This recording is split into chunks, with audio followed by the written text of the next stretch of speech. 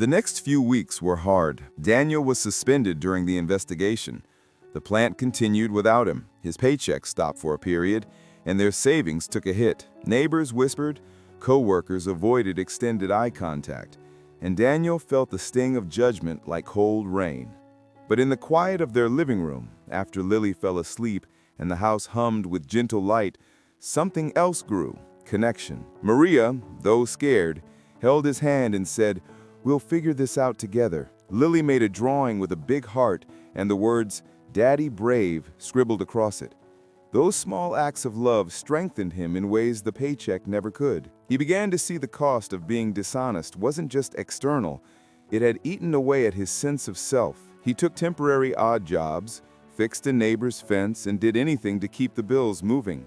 Each honest dollar felt like a little patch on their damaged roof. He wrote down a promise on a torn receipt: no more bending truth. Start with the small things. He put it on the fridge. Daniel realized discipline would not arrive by willpower alone.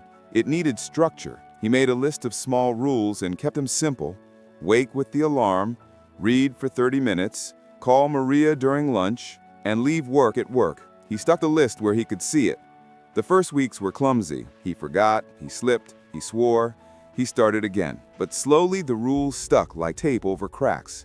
He replaced scrolling with reading industry manuals and safety guides, learning things that made him better at his job honestly. He practiced small acts of truth, telling Maria when he was late, apologizing to a coworker, paying back a friend he had shorted. Each honest moment felt like muscle training. It did not change his whole life overnight, but it changed how he met the day. People began to notice not because he announced a transformation, but because his tone when he apologized sounded different. It had weight and sincerity. He learned that discipline was not punishment. It was a steady loyalty to small promises he made to himself. And slowly that loyalty translated into trust, first with Maria, then with others. A month into rebuilding, a test arrived. Temptation dressed as opportunity. The plant manager offered Daniel a chance to come back early if he signed off on a report that would smooth the audit findings. It was the same old pressure, now with a clearer choice. Take the shortcut back to stability, or hold to the slow, honest path he had started. His mind raced with reasons to accept one signature would mean a paycheck, less stress, and a return to normal. But the memory of Lily's drawing and the receipt on the fridge pulled him back. He remembered how hollow the quick fixes had felt, and how speaking the truth had, in its way, brought him closer to his family. He declined politely, explaining he wanted to come back on his own terms and be part of rebuilding trust, not bypassing it. The manager frowned but respected the answer.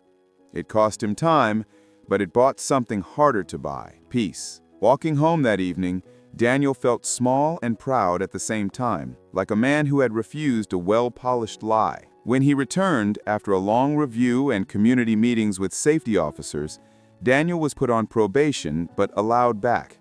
He had to be transparent in every log, every decision, and report to a mentor for several months. It was humiliating at times. He felt he had to prove himself constantly. But he also felt something else. Respect earned the long way is stronger than respect taken by deceit. He started keeping a daily notebook of his work: what he did, why, who he spoke with, and what he learned. It became a tool and a confession at once, a place where he recorded truth and used it to grow.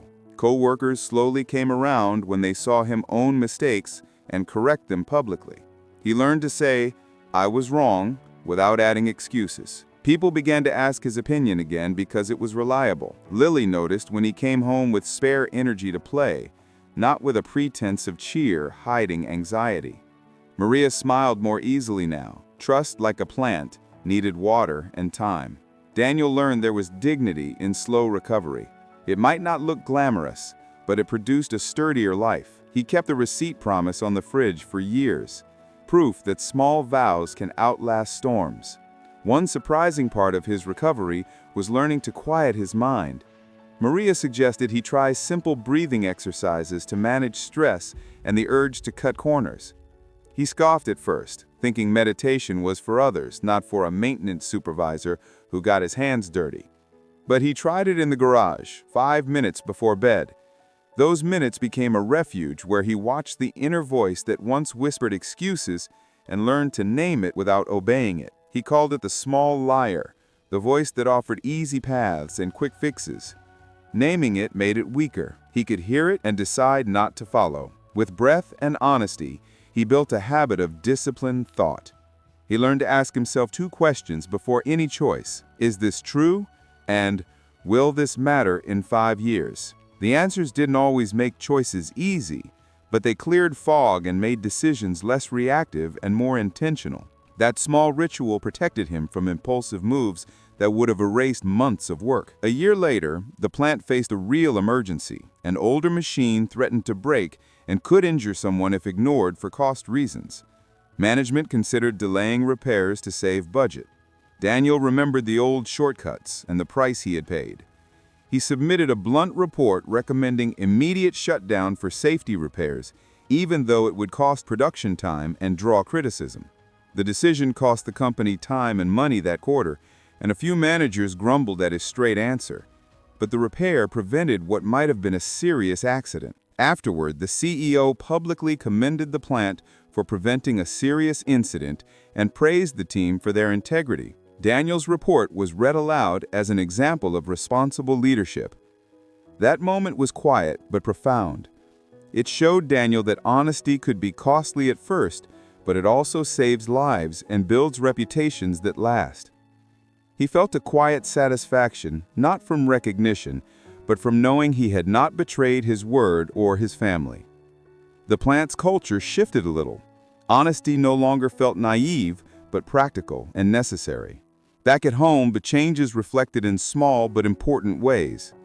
Lily started talking about honesty at school, proud that her dad had been brave.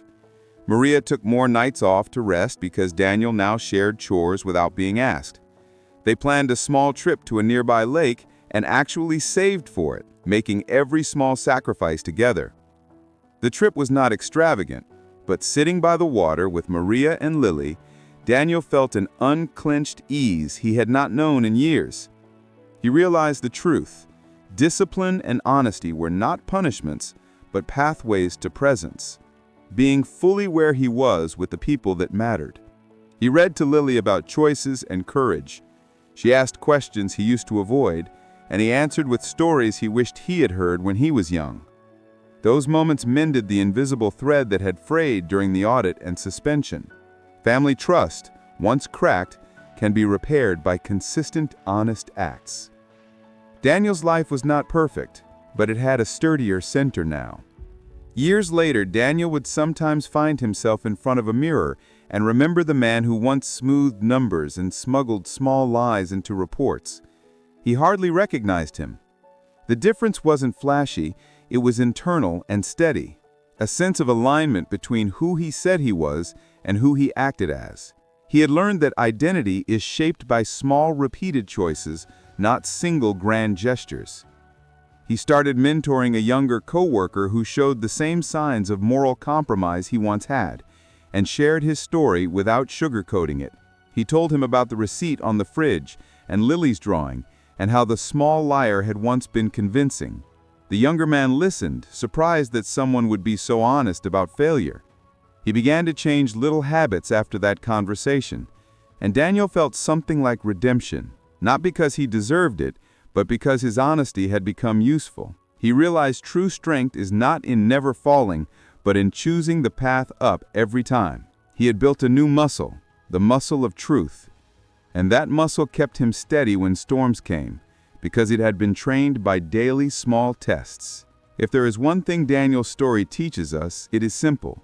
Control your mind before it controls you. Honesty begins with the small things, the 5 extra minutes in bed, the quick rounding of numbers, the little excuse that grows into a habit. Discipline is not punishment. It's the choice to honor the promises you make to yourself and to others. Start with tiny rules, keep them visible, and forgive yourself when you slip, then get back to the practice. If your mind offers an easy lie, name it, breathe, and ask if it will matter next year. If it won't, let it go. If it will, choose the harder truth. The hardest battles are internal, but winning them